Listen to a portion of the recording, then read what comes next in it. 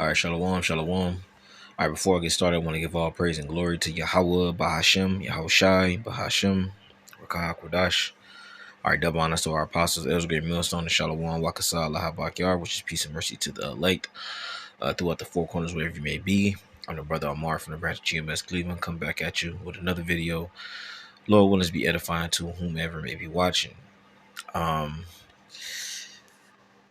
Man, as you can see on the screen, this is an entertainer, actor, slash comedian by the name of Brandon T. Jackson.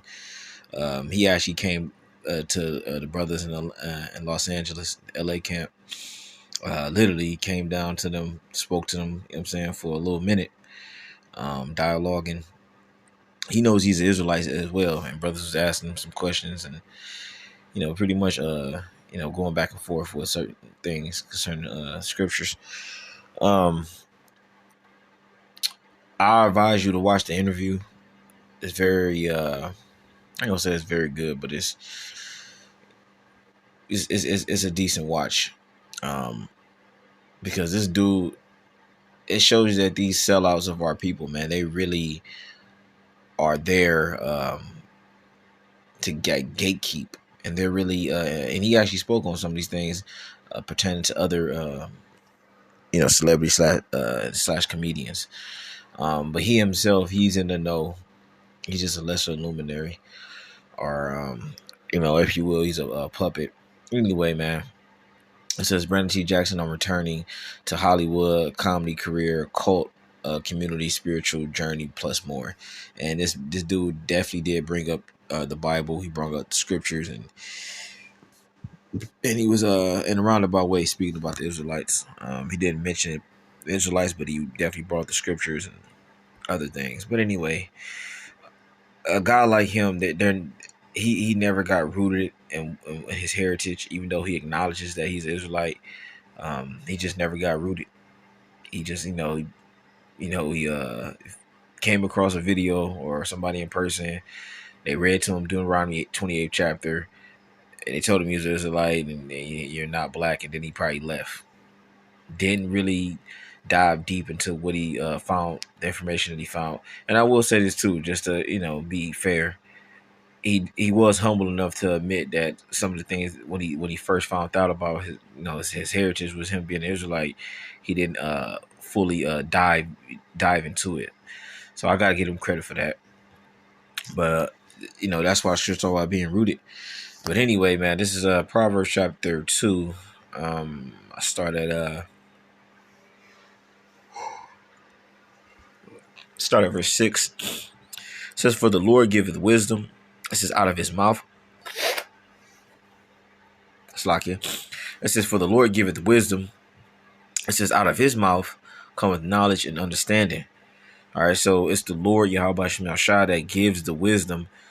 All right, and he brings forth or pours out the understanding and knowledge unto whatever individual he wants.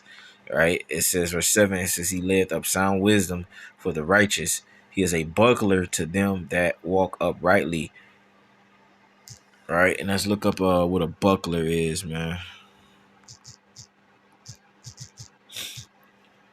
It says a buckler, a small round shield typically held in the hand with a central handle used as a defensive weapon, particularly during the medieval and Renaissance period. And as you see, they have on the screens, it's basically a smaller version of a shield. All right, used as a protection, defense. So when it says verse 7, it says, "He layeth up sound wisdom for the righteous. He is a buckler to them that walk uprightly." The Lord is a shield, a protection, because that's what that buckler is. It's a protection from the attacks of the enemy. And in our case, the spiritual attacks, and in some cases physical. When they come unto the believers, the Lord has we're backed up by the Lord, and the Lord protects us and shields us from this wicked present evil world, like Elder Yakia say, because this world is all type of pitfalls, traps, tricks, you name it, and they can take you down the wrong path. So the Lord has his believers start with the men on a right path to where he has like basically angels protecting them, shielding them. Because there's, like I said, there's a lot of things that can trip you up, that can become a stumbling block, and that can just ultimately have you to just say fuck it. But like I said, the Lord, um, matter of fact, let me get this real quick. The Lord has his men protected. This is Job 8:20. It says, "Behold, Yahweh will not cast away a perfect man, neither will he help the evildoer." So the Lord, yeah, he's not going to cast away a perfect man. The perfect man being what? The elect, the men that believe. If you believe wholeheartedly in Yahweh Shemel Shah, the Lord's not going to do away with you. Actually, he has a lot of love for us, the ones that truly walk in his word, and ones that truly keep his ways. Unlike the rest of these people, man, guys like that, like what's his name, Brandon T. Jackson, they're just they're just for show Israelites.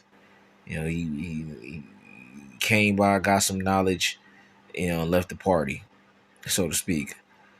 He didn't really he ain't a student of the game. That's where I'm hitting at. If you're a student of the game, you mean you study it to a T. You get all into it to a point where you're constantly learning, and you're always wanting more, and you just diving deep into what it is that you're involved in. And like I said, this guy, he's a novice, and he didn't really consider what it is that he came across. When you come across the truth, man, you have to understand that your life is not going to be um, uh, like people in the world. For the most part, you're going to be shunned. People are going to like you, but at the same time, they're going to hate you because of the principles and your beliefs and what you stand for, which is the Bible, which the Bible is completely and utterly against this present evil world, because this world that we currently live in is wicked. Scriptures say that in Isaiah 60:1. Gross darkness to people. This world, it has nothing to do with Yahweh Shem Shah. It has nothing to do with actually upholding the ways of the Bible, keeping the law, statutes, commandments, so forth and so on. And you as a believer, you have to acknowledge that and understand that. Yeah. And that's why I was talking about guys like him. They come across the truth, but they don't really they don't really grasp what they're involved in. So that's why they just wind up saying fuck it, and just doing whatever the hell they was doing before they came across the truth, man. But anyway, we get this real quick, man, because I actually had a whole nother lesson prepared, but it was somewhat touching on a same thing, just different scriptures, but one of the main ones. Oh man, it's like it, man. Man.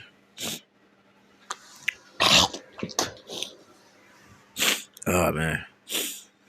And this is why Yahweh Shah said this, man. It says, matter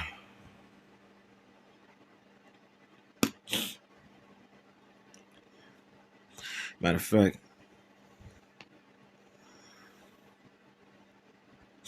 yeah, I started from here. I was gonna get I was gonna get it from the top, but you can read it on your own. This is let's get the main points. It's Matthew 13:9.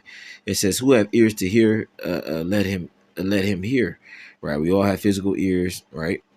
It says, "And the disciples came and said unto him, Why speakest thou unto them in parables?" All right, parable is a deep, dark saying, pretty much like a riddle, if you will. You know, it's like a coded phrase or sentence or word of way or a way of speaking. So the Lord spoke in parables, right? Let's see why. It says, and he answered and said unto them, because the disciples wanted to know, why you speaking in parables? Why are you talking like that? So this it says, and Yahushua said, verse 11, he answered and said unto them, because it is given unto you to know the mysteries of the kingdom of heaven, but to them it is not given. Unto who is not given? Unto majority, 2/3 of our people, to be exact. The Lord has always dealt with a small remnant. He always dealt with a small number when giving out His word, showing His word to His disciples, His prophets. All right, the elect of our people, because the Lord had it written that 2/3 wasn't going to receive it. It was actually going to oppose Him, and it was going to be for this world. And that's a huge indicator of knowing who and who's not the elect. The elect was going to come to the conclusion that they were Israelites through the Spirit part of the Lord, and they were going to study, and it was going to get to the point where they understood what the Lord likes and dislikes, what He hates and what He loves. And the Lord hates Babylon the Great. The Lord hates the sinner. The Lord hates wickedness. Scripture said that in Psalms, the Lord is not a power to have pleasure in wickedness. So if you not resisting the flesh and you giving over into it, and you're not resisting the devil and things of that nature, and you just giving over into the flesh constantly, and that's all you want to do, and you have a affection towards America, and you love your oppressor, and like you're not striving for righteousness, then the Lord hates you. All right, and the Lord's not dealing with you. So you'll be better off just going into the world and doing what these people in the world do. It says verse 12, for whosoever have, to him shall be given, he shall have more abundance, but whosoever have not, from him shall be taken away even that he have. Right. So if you're not producing in terms of being beneficial towards this ministry and Yahweh Shemel Shah, the Lord can take it from you. It says verse 13, and that's something that we all should be fearful of. I myself definitely am fearful of. I don't want the Lord taking the spirit away from me. Lord willing, He doesn't. I pray the Lord keep spirit upon me to continue unto the end. Saying for the brothers that preach along beside me and throughout the four corners. Verse 13, it says, therefore speak I to them in parables, because they see, because they seeing, see not, and hearing, they hear not, neither do they understand. So even though we're preaching unto them, and they hear us, they don't understand. They see us and they don't understand. So the Lord has blinded them. You can read that. He's quoting Isaiah, the 6th chapter. And in them is fulfilled, right? Verse 14, the prophecy of Isaiah, which is Isaiah, which saith, by hearing ye shall hear and shall not understand, and seeing ye shall see and shall not perceive. So that's exactly what's happening to this day. All the signs are there. When you look at the news, all the signs are there. When you see the camps, all the signs are there.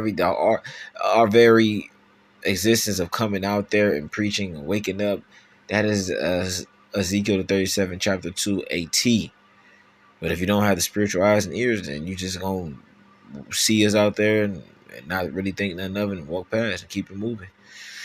It says, for this people's heart is waxed gross, and their ears are dull of hearing, and their eyes they have closed. At least at any time they should see with their eyes, it says, and hear with their ears, and should understand with their heart, which is their mind, their brain, and should be converted, and I should heal them. So the Lord does not want to heal them, because if He did, He would give them the understanding. He would let them spiritually open up those spiritual eyes and ears so they can hear and see what it is that the Lord wants them to get.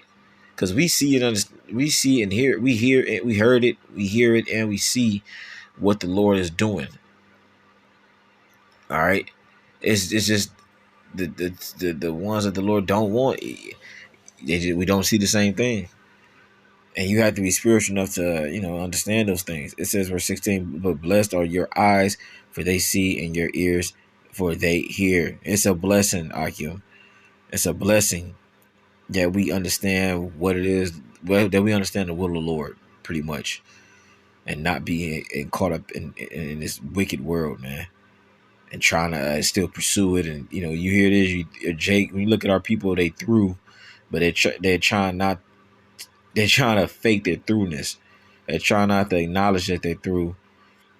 No, bro. You gotta acknowledge the throughness and hope in the Lord heal you from that throughness. It says verse 17, for verily I said unto you that many prophets and righteous men have desired to see those things which ye see, and have not seen them, and to hear those things which ye hear and have not heard them. So a lot of righteous men, they wanted to hear these things that we are speaking about and breaking down, and that was written aforetime, but the Lord, the Lord didn't open their minds to receive it. But if you understand these things in these latter days, and you have the right spirit and the right doctrine, and you're in order, hey man, call lawyer. And that's something that you should bless the Lord.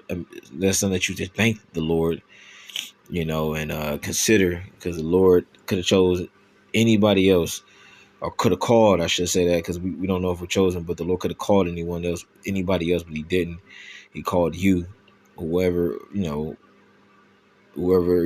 watching this video, brothers, sisters, you know what I'm saying? So, hey, man, with that, I'm going to end it on this. I pray it was edifying. With that, I'm going to give all praise and glory to Yahweh, Bashem, Yahushai, Bashem, Rakakodash. All right, that bonus to our apostles, Ezra, Millstone, and Shalom.